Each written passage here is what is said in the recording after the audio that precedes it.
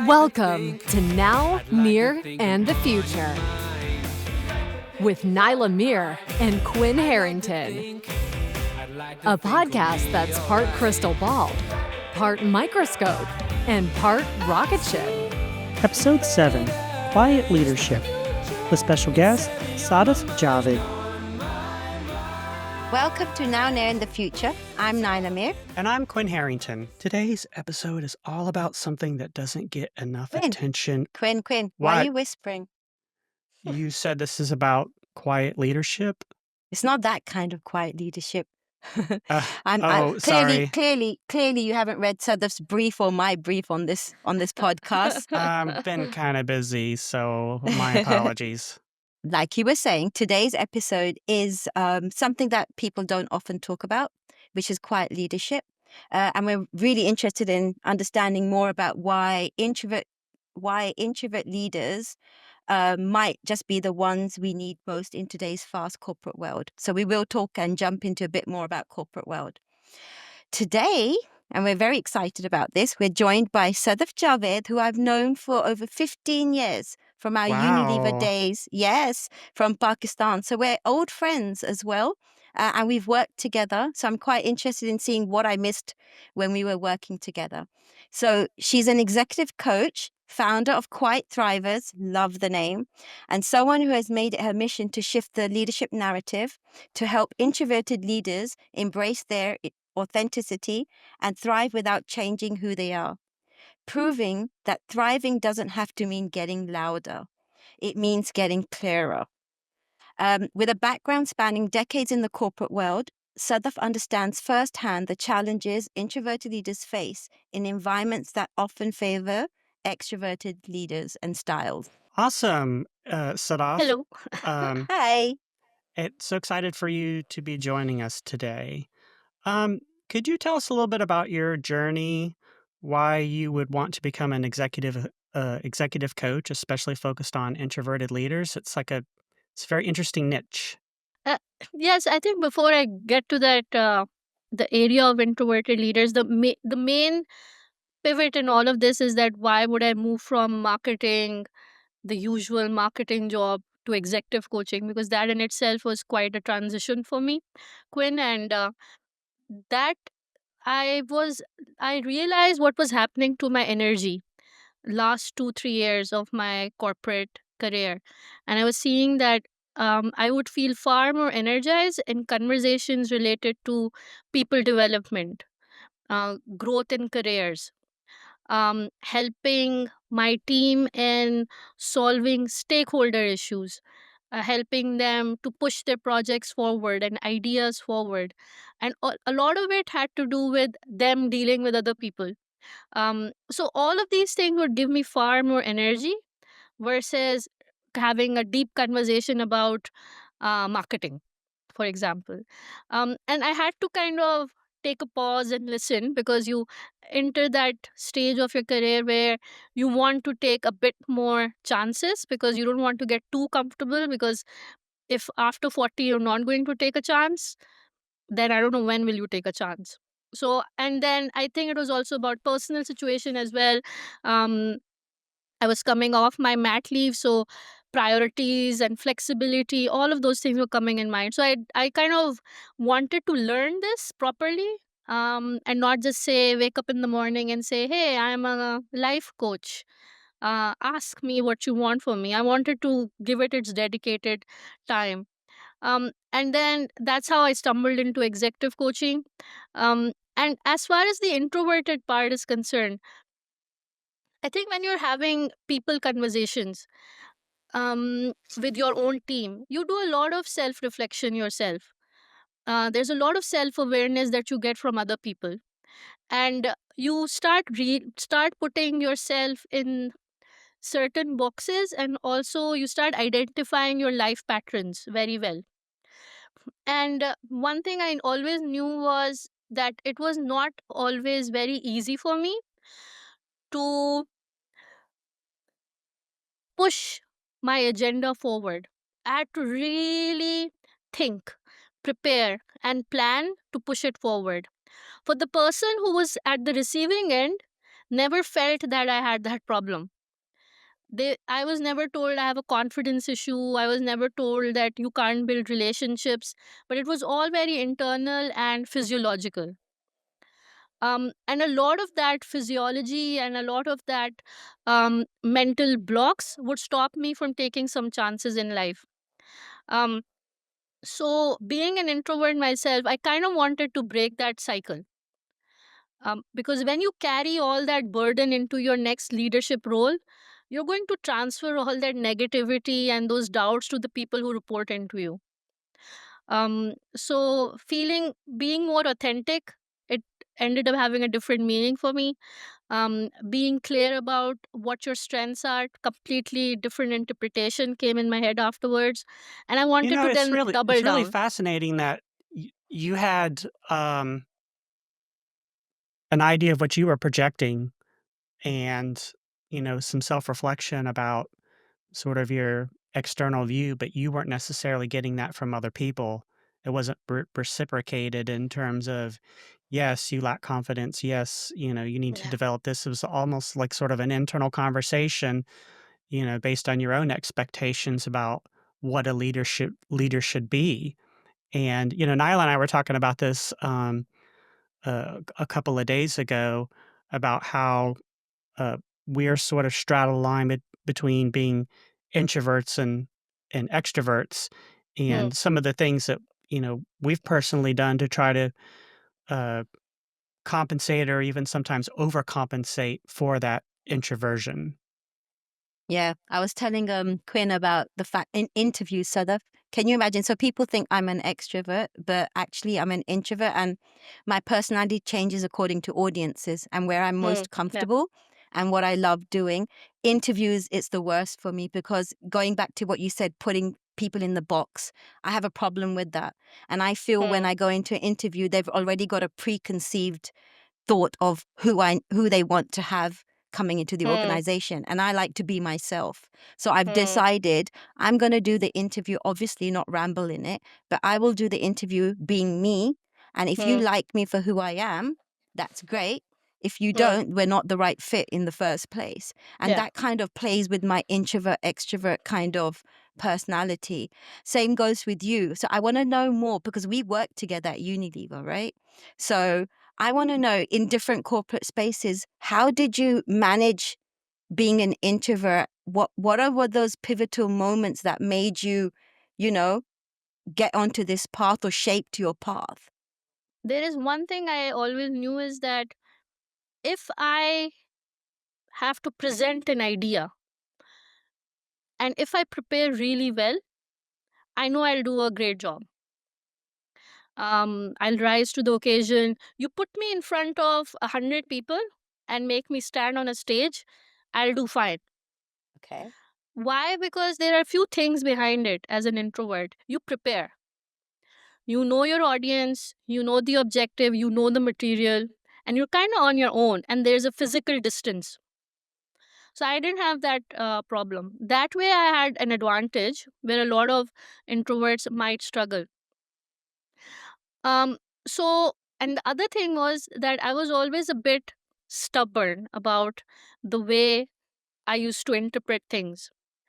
And so, as an introvert, I initially, when I started off my career, there was a lot of Sadaf, you need to be more visible Mhm. because how will you get the next promotion? I want people to talk about you so that they pick you and say, she's the person we want in our team. And my instinctive reaction would be being rebellious and telling them, are you trying to make me be someone I'm not? Mhm. And kind of calling them out then and there. And they would kind of go on the defensive. So it was also a problem with the people who were giving me the feedback, and it was also a problem in my head that I was not listening to what they actually meant when they said it. I was too hung up on the words. Okay. And that kind of pivotal moment came not just through self realization. I was sitting and thinking one day, but I had some mentors, and I remember this one mentor who um, very early on when I was just a management trainee, Naila in Unilever, and it kind of stuck with me. Um, and he was a very deep introvert, like a really deep, but we respected him a lot because he was technically very sound. And I used to tell him that, listen, my biggest issue is that this company is trying to change me, wants me to be very loud and go around advertising what all I've achieved. I can't do that. That's not me. And I wanted him to fully empathize with me and say, oh, good job, keep fighting the good fight. But nothing like that happened. And he's like, I understand what you're saying, but you need to understand why the organization hired you. The organization hired you so that you can push ideas. And if you want to push your ideas, then you have to present them, you have to talk about them. So don't get too obsessed about pushing yourself, push the idea, Mm. because then you're doing a disservice to the organization and also to your team. The team that is around you, who either report into you or take inspiration from you, they want to hear your point of view, but you're going to stay quiet. So that's not going to work. So that kind of flipped it in my head that, okay, I take that, but I need to do it in a way that I don't burn myself out, because that's also very important for an introvert. The energy management part is very crucial. If we're not aware of it, then we burn out very quickly. That's really Interesting. interesting. The whole concept behind pushing the idea versus, sort of pushing the product versus pushing yourself. You're sort of doing the same by default. Um, but for some people, their personality almost is their product. So it's sort of Yes, like all right here. Um, yes. so today you run Quiet Thrivers. What's an unexpected story about an introverted leader in today's corporate world? An unexpected story. Yes, Hmm. like maybe one of your clients or something that you've heard of about someone who is a quiet thriver in this, very loud world of business that we live in. Um. So they usually, the typical ones which are always related to uh, the founders of Apple or some other tech organization. But where I got the most amount of inspiration was from um, the Stoics. I find that very interesting. From who? Uh, the Stoics, Seneca and Marcus Aurelius type Oh, people. okay. Yeah. So I take a lot of inspiration from them. Why? Because even after so many years, whatever they're talking about are people problems, which are very true right now. And they always talk about calmness. They always talk about taking a pause while when deciding, deep thinking. And what is good to see now is that now you have people like Ryan Holiday and all kind of making it mainstream and accessible for everybody. Um, so in the current scheme of things, there are a lot of leaders. The thing with quiet leaders, Quinn, is that they're going to stay quiet. They're not going to do the big show. They're not going to present themselves. Sometimes for a shareholder you have to, but what's important to see is what are they doing in their day to day. What are their people saying about them? And I found, for example, I had a leader who, when she joined my team, she was a VP, and she had a big team. She had a team of like 35, 40, 50 people stretched across the globe, and at all levels, right from a director to an assistant manager. But when she joined, she kept a 30-minute one on one with every single person. That's tough to do. Do you have a Super favorite tough. quote by one of those from one of the Stoics? So it's one which was you were kind of alluding towards. It's more about you suffer more in imagination than in reality. Um, so for me, that's Wow. really. glad I'm glad I asked that because now we have a title for this show. Ah, scrap the one I came up with. You be quiet there, Naila. That I was thinking about this, Sadaf. So I was like, is there a difference or is it the same thing? An introverted leader and a quiet leader. No, so listen, what I'm very clear about, and the introversion, extroversion, there are a lot of conversations around it, that what it is. I follow what Susan Cain says, and it is purely towards energy management. So for an introvert, they basically, in social interactions, their energy levels go down. But with extroverts, when they're in a social interaction, their energy levels go up. So that's the pure, and it's all very, I would say, it's very physical. It's, you can feel it. Yeah. So after this conversation, I will feel drained, but I know how to bring it back up. I need a bit of my own time, and it will come back. That's what it is. Just a battery. It does come down. Um, and also, there is no such thing as a pure introvert or an extrovert. I think this Adam Grant says this, that if somebody is a pure introvert or an extrovert, then they're psychopaths. It's not possible. It's just not. And there's Who no is Adam puritan Grant? in this. Adam Grant is Yeah, this you throw a lot of organization. names around here that I'm feeling kind of a little bit dumb. Like I don't know who that is. So he's done a lot of work on actual on define figuring out motivators for introverts and extroverts, Mm-hmm. and in what situations do they thrive. So he's an organizational psychologist, and he did this very interesting pizza study or something it's called. And what they found out was, it sounds very obvious, but it's interesting how you develop teams and organizations.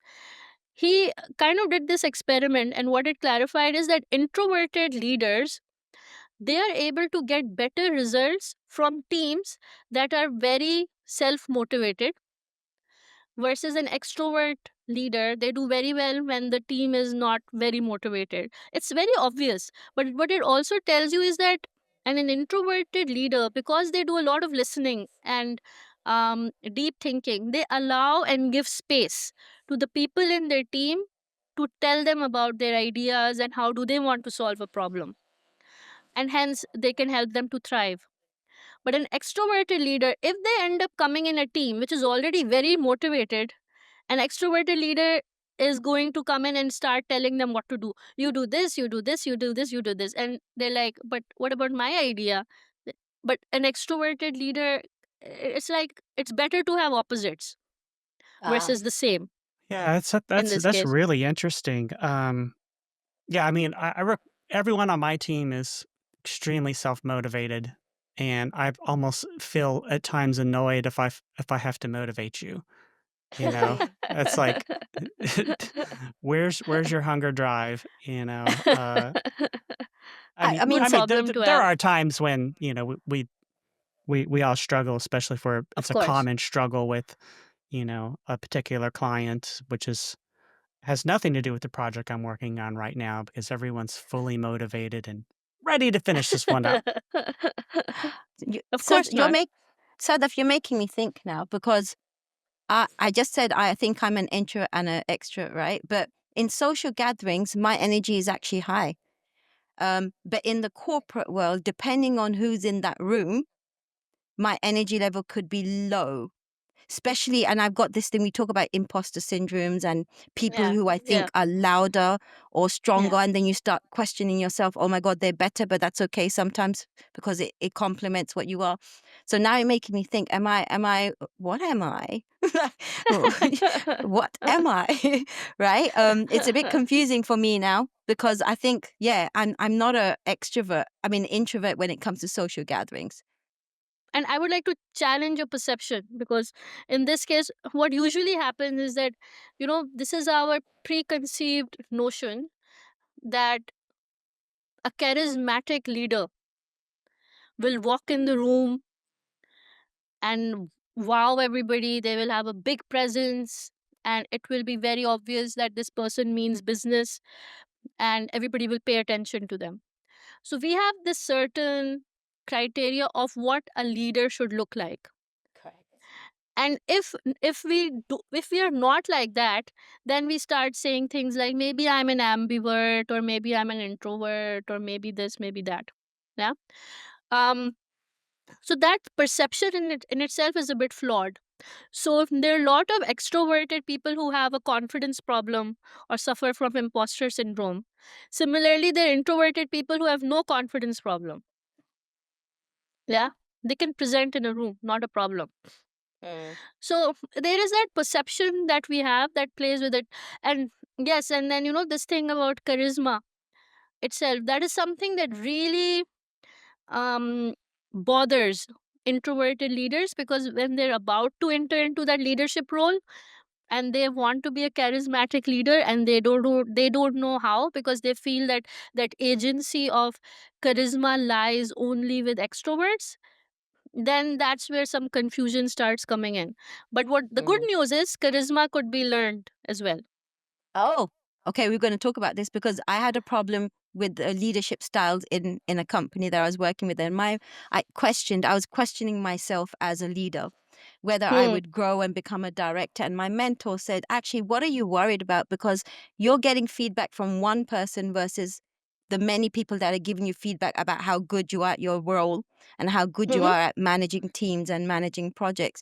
So what you should keep note is when you walk out of a room, you've influenced and you've changed mindsets through your passion and your purpose in life. Don't worry about one or two negative comments that are impacting what you think yourself as a leader." So that took me quite a bit, and now I am who I am. So I'm authentic to myself. I like to be who I am and show up as Naila, because that's all about me, right? So you talked about that, Quinn, as well. I am my brand as well. And we've talked about, Sadaf's helped me with branding. You've helped me with branding where I've got this confusion.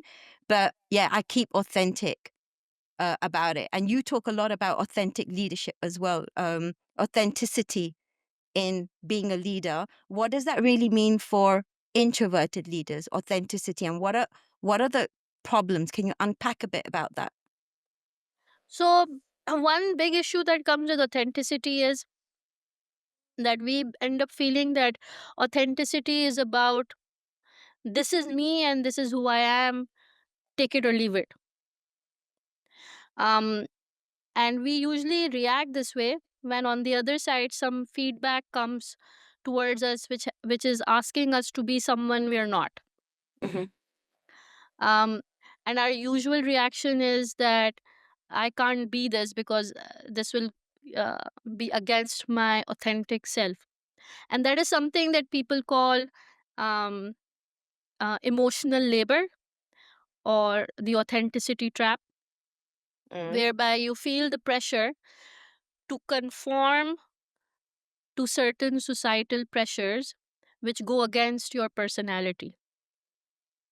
Um, and but the issue with that is that if we end up staying stuck in one place and keep holding on to who we are, then how will you grow? How will you move forward? How will you challenge yourself to adapting to situations that will be good for you in the future? Um, and therefore, it's more of a reframe that you need in your head. So, if you say that if there is a certain situation and somebody is asking you to be something or show more of a certain behavior, our usual reaction is, I can't do this, it is against my authentic self. Instead, you need to kind of get to the idea is that, okay, what is it that I can do to hold on to my authentic self while at the same time being able to thrive in this moment. Yeah, I definitely want to hear more about that. But before we move on to continue that conversation, let's take a minute and go around the room, and that's a segment where we're all just kind of take maybe a minute and talk about what we're up to. Sure. I'll start with Okay. you, Naila. I just got over my baby's first birthday and it took me planning. Sadaf was there. It took me some planning. I didn't sleep over the weekend, but I'm glad it's over. She loved it. She enjoyed it with her cousins. And I didn't see her for that whole moment because she was going around the room with everyone being herself. So Did you bring that's any what I've been. photos? I have some photos. Well, Naila's looking for that, Sadaf. Sadaf, what have you been up to lately? Besides battling in-house germs because of my toddler spreading them. Um, Oh, they are little germ it's factories. Oh, here we oh, they're go. there. There Oh, we look go. Oh, at that. That is so lovely. Ah, yeah. super What an So cute. adorable that's our family. birthday. It was a princess theme. She loved it. I Yeah. got scared of that little firework thing. Oh, Safety. yeah. She's enjoying her food. I'm not showing the picture of Sadaf. Did you get her a smash cake? Oh, we did that on her actual birthday, which was 24th, and we did Oh, the big okay. party on the 26th. Yeah. Yeah. Yeah. So that's That it. was my favorite, from my Yeah, latest daughter's first birthday was the smash cake and just everywhere. that's the best. Yeah. Back to you, Sadaf. You were saying about the germs. Yeah, besides the germs, I think good conversations with a lot of people, diving deeper into this area. And yeah, looking forward to some partnerships that might come up after a few months. So yeah, Cool. getting busier, Good. but good busy. Good. Looking forward to it. I do love all the posts you put out there. So I do follow you and all the Instagram. I'm like, oh my God. So she's not only got her marketing hat, she's doing this quiet thriver and setting the brand. I need to learn from her. Yeah, I'm just really kind of thinking about vacation and what that looks like. So the funny Ah, thing is I have all these great ideas, but I have no cash at the moment. I will have cash in about 30 days. So ooh. it's like, Oh, do I nice. book now and spend money I don't have, or do I, just wait and be responsible? And I go like day to day. One of my clients rented this fabulous vacation home in Barbados, Mm. and I already Mm. pushed back my trip to Europe till the fall. So, um, but now like Barbados is calling, so I was just like, it's only about $750 to fly there. So I don't know, but that's like Just do next. it. No, it's like next weekend. So Oh, also, okay. I keep forgetting that I have to renew my passport because it expired. So Oh, I got they. Mm. I got to get on it. I got to get my shit together because I'm like missing out on opportunities all over the world. Fiji. Actually, I'm going to Morocco. I'm going to go Paris soon. Of course, you're Sadaf, going one to of my Morocco. I'm going to Paris. I'm going to go to Amsterdam and then maybe Portugal. Yeah. Oh, nice. I mean, you Let's guys see. travel to other countries like we travel to other states here in America. And it's like, yeah, I'm going to, you know, going to Georgia. Yay.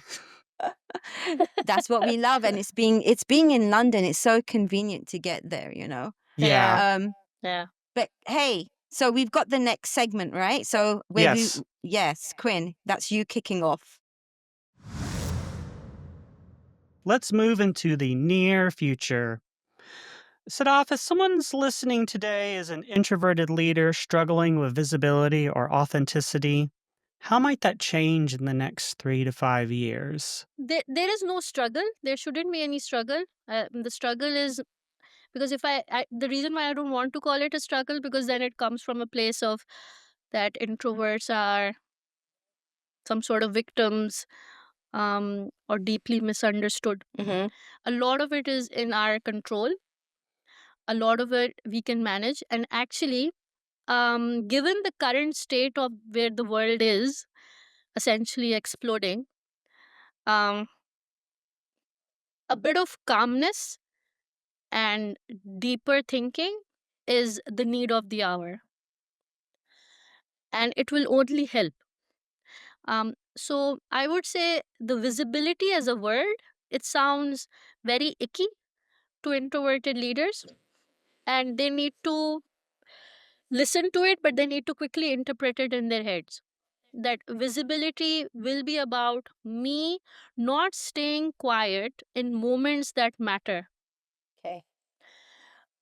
because there are a lot of times they do that and they're doing a disservice. So you have to keep asking that if I say something right now, will this make things better or not? And 90% of the time, it would make things better. So just say it. And people who are deep thinkers, when they say it, it has a bit of weight. It changes the energy of the room. And it has happened to myself also. I don't want to kind of compliment myself in there, but a lot of people who met me after 15 years, and I respected them a lot, um and they told me this, that you were always the quiet one, but when you said something, it suddenly the energy will shift. um and I used to feel that, oh God, I'm talking right in the end. What's Mm. happening? I need to say something. I need to say something.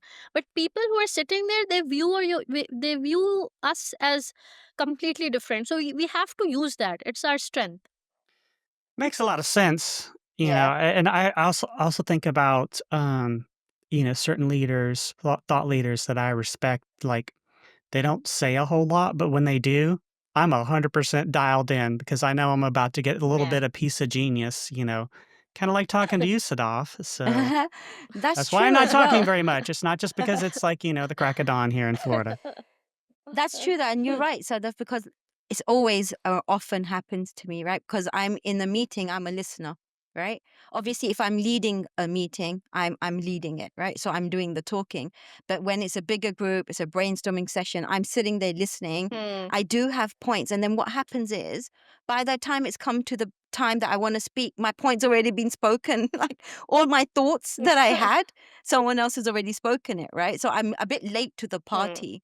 Um, but that's just about me. And I mean, I need to think about those things. But thinking about the near future, what about organizations? So, how do they need to change, or how do they need to create environments for different styles of leadership, especially if we're on this topic of introverted leaders, so that they feel that they are not just accepted, but they're valued? One thing which I would want to call out is, which has something to do with the physical space of an organization. Because now that we have open offices, it's become quite a problem. Okay. um, Open spaces are not too good for introverted leaders. It distracts them quite a lot, and it puts a lot of pressure on them. Okay. So there has to be some sort of rethink on open spaces itself for introverted people in general. I But that's personally more of hate a them. physical. Yeah, I mean, I I hate them mean, as well. I remember Um, when we first moved to cubicles back in the 90s when I had a real job, and I was just like, "This is just awful." It's like, "What are we really Yeah. saving yeah, here?" yeah. I don't know what they were saving. It's just, I think they just like to keep an eye on everybody at the same time. It's just easier that way to keep track. They're just Uh, cheaper, let's but be that, honest. yes, we are human resources Mhm. at the end of the day. Um, so there has to be some thought around it. But more than that, the bigger point is that if organizations are talking about diversity Hmm. and inclusion, then it is beyond the ethnicity and gender. It is also about um, people with different personalities Yeah. itself. It is also important that if you have a certain leadership criteria on what will it take for a person to become a leader, then you do tell them what it is, but at the same time help them to get there by kind of co-creating a path with them, instead of just saying, do become this. Mm. Then they will resist, they don't know how to do it. So helping with them with the right mentors and coaches, that is always useful. And the introverted people themselves, the leaders who are introverts, they need to reach out. They're kind Right. of hidden in their little thing. They have to kind of come out, reach out, identify those people, and kind of take them under the wing. I think we need to have another conversation on leaders and leadership as well, because when you think about growth, growing in an organization doesn't necessarily mean in a leadership position. Do you get what I mean? So there are leaders that don't have to have teams, but you're still leading a certain area in terms of expertise. But that's a whole different conversation, and I have, thoughts around that. But I wonder if we're gonna jump into the future, right? Before we jump into the future, we have something called Across the Pond. Quinn is in the US and we're both in the UK. Had you been sitting in Pakistan, we would have had a three-way across the pond. But we usually ask each other something that we don't know or we are curious about from across the pond. Mhm. So, Quinn, when was the last time you visited the UK, first of all? I think it was in 2013 when I met you. You know what? We need to recall this of 2010 when I met you, because a lot hmm changed in that time, right? Yeah, a lot. A lot has changed, yeah. So I keep thinking, because Sadaf wasn't here. No, Sadaf, you didn't come to UK in 2013. I came 2014. 2014. I came 2014. Okay, okay. I do plan to get back for the finale of our first podcast season, so which should Yes. probably be sometime this fall. We could do a Um, party if we're doing really well. so yes, yeah, absolutely. So Spring Bank holiday falls on May 26th in the UK. What's this about cheese rolling? First of all, I totally forgot about the bank holidays, Sadaf. So we've got one on the next week, Monday, and we've got one on the Yeah. 26th. Yeah. And as a business Yeah. owner, we hardly get holidays. So I'll be probably doing my expenses on the holidays. But did you ever hear about cheese rolling, Sadaf? No. Oh, What is that? so on the 26th of May every year in Gloucestershire. Oh my God! Now I've got a tongue twister going. Gloucestershire. Gloucestershire, right? There's a cheese called Gloucestershire cheese, right? Okay. So in the town where it's made, every year on bank holiday, they have this competition where you stand on top of the hill. I can't remember the hill's name, something hill, and you roll down a little thing, a cheese, Barrel. yeah, a cheese wheel barrel, and then you see who gets to the bottom first. They're not interested in catching the cheese; they're just interested in getting to the bottom, and that's what the cheese rolling is about. I didn't even know about it. Unbelievable. It's just for one city, so we don't do it in London, Quinn. We don't. And they Thank God. say Florida's a weird place. We have our weird stuff. We will do that in the next across the Yeah. pond. There's like Yeah. a whole series on our local news station called Only in Florida. Really? Really? Yeah. Oh, that sounds So, cool. you know, man catches a 20-foot python. Wow. It's a real thing. Like for a hobby, or just randomly happen to? Oh, let's not get Oh, well, into this. no, we do actually have we do have a legit python hunting season because it's an invasive species. You know, exotic pet owners let it go, lose it, or whatever. And pythons have no real natural enemies unless you count crocodiles and alligators. But yeah, so especially down in the Everglades, there's a season that you can go out and hunt python. Wow. Yeah, it's not I hear happening. I hear they're pretty tasty. Oh no. Well, I hardly eat meat that much, so not interested. Probably not the best place to start. It's crystal ball time, my favorite part of the show. Sadaf, how do you see leadership evolving in the next 15 to 20 years? You know, because technology will transform how we communicate. How will the corporate world evolve to different leadership styles, especially quieter, more introspective ones?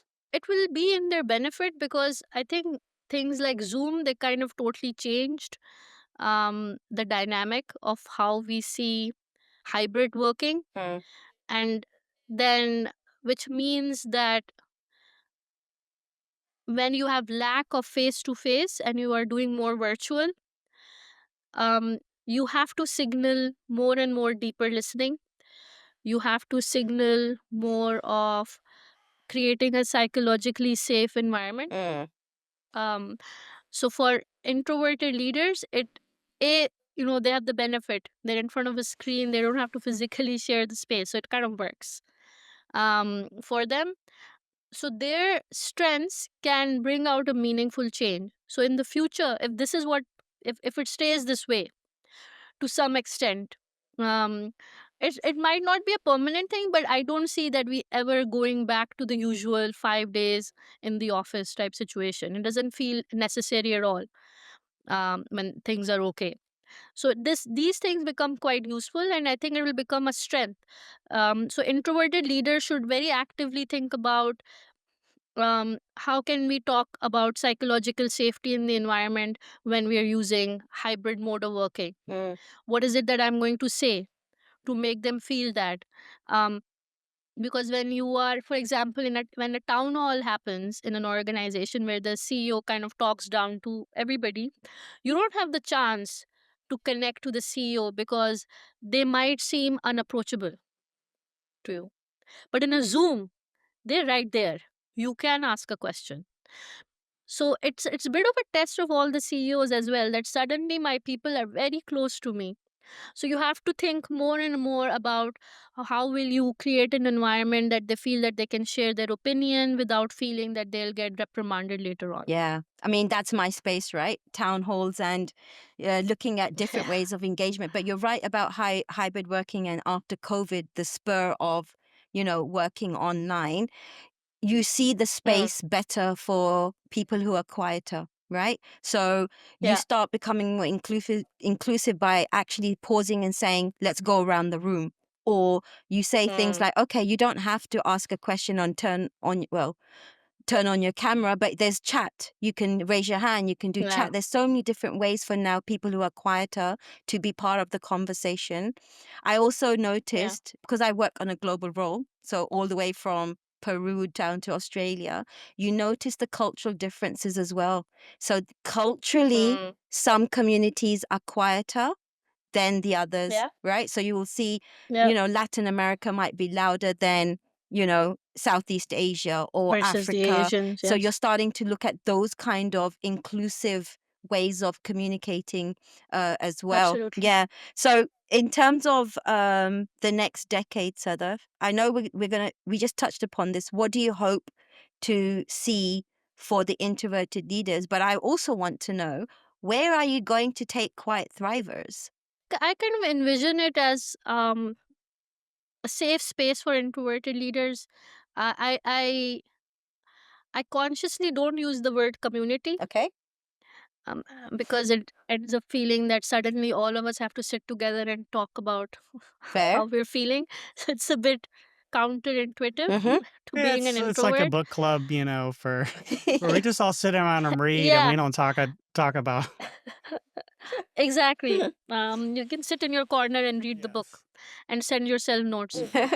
So I don't want, but I just want it to be a space where we get to talk about these things as much as we can. People find that they can connect and, eventually find a coach for themselves or connect to a fellow introvert to learn from them that how did they overcome their struggles and barriers. So that's the way I see it. I just want to bring to light and make it more transparent, and I want introverts to stop feeling that they're misunderstood or they're victims or anything, because that's not going to help them to grow. That's right. um that's it's an unnecessary crutch that they would like to hold on to. Right. Lovely. I think breaking out my crystal ball, I kind of wonder, like, in 15, 20 years when we all have avatars, AI enabled avatars, we could be whatever True. personality we want. So if you want to project, some badassery, you can. If you want to be, calm, cool, and collected, that's also an option for you. It's not too distant from what we see right now. So a lot of um the tech people, like whether it is Elon Musk or that show that used to come on TV, Big Bang Theory. Yes. Right. So it was very clear, the tech geniuses or the nerds, if I don't want to use the word, but I don't know how else to say it. But the nerds, they used to play all of these games and they had these crazy avatars about because and these Dungeon and Dragons and all these strange games that they used to play online, and that's the way they would want to see themselves as. That's the reality they liked, versus them being in social situations where they felt awkward. And now all the nerds are taking revenge over the world, but that's It's an American bigger movie, topic. Revenge of the Nerds. So who's laughing now? All right, Naila, you want to take us to the wrap? And if there was any last advice, Sadaf, you have before we wrap up, that if you got any advice for any leaders, whether they're introvert, extrovert, if they're trying to stay true to themselves in this world, in the corporate world, what's that one Yeah. advice you want to give them? So find your anchor, know your values, know your red lines, know your boundaries, because in times of crises, you'll get to hold on to them. So it's important to keep revisiting them because they're not going to stay the same all throughout your life. I read this book a long time ago called Why CEOs Fail, and one thing that the the biggest takeaway is there's like 11 personality disrailers, and those personality traits serve you throughout your career until you sort of Hmm. reach a position where it doesn't anymore. So, Hmm. so if you're like, an extrovert and you make, you know, decisions based on your gut, you rely on charisma, you tend to go your own direction and expect people to follow you. That will serve you to a point to where you reach a Yes. position where all of a sudden relying on that your instinct and your gut, all of a sudden now you're making bad decisions that could Yes. crater a company. So on the flip side, if you're an introvert and a deep thinker and always looking at looking 10 10 miles down the road, that can Hmm. also become a derailer for you because maybe you're taking too long to make taking too long to make a decision, or you miss out on an opportunity that you need to react quickly to, or maybe there's an opportunity where you really need uh to bring your full presence on stage, but Hmm. or to an event, but you're sort of uh, fear or reluctance to do that, either by trying to be genuine or authentic, can also become a derailer for you. So I would say that if you're introverted, embrace it. Just don't let it limit you as you, Yes. are progressing throughout your life and your career. Yes. Lovely. We should take that advice. I should reflect on Agreed. it. Um, but Oh, I was just talking for myself. I mean, I forgot you guys were on the call, so on this hey. podcast. Well, that is the wrap of our episode. Now and there in the future. You can find us on all our usual platforms: Spotify, Apple Podcasts, Amazon, and YouTube. Follow us on Instagram at Now Near Future, or visit us at nownearfuture.com. Easy for you to say. If you love the podcast, subscribe, leave a review, tell your friends. And if you don't, we'll just keep talking to ourselves, which, to be fair, we're pretty good at. Sadaf, just for everyone, how do they find you on socials or any other platform? So I have a website. It's called quietthrivers.com. They can find me with the same Instagram handle, and I'm there on LinkedIn as well, Sadaf Javed or Quiet Thrivers. So it's the same everywhere. Lovely. But thank you for joining us. I think we might have another connection later on in the future if we want to delve into leadership and any other topic that we may have. But thank you for all the insights that you've given and being an advocate for those leaders who don't speak up as much. Yeah, we definitely need to have you back Thank you for so season much. 2. Yes. I'm in. And this will make it a bit controversial next Yes. time about leadership. Excellent. Great. As Great. always, Thank stay you. curious and keep dreaming. And we shall see you in the future, everybody.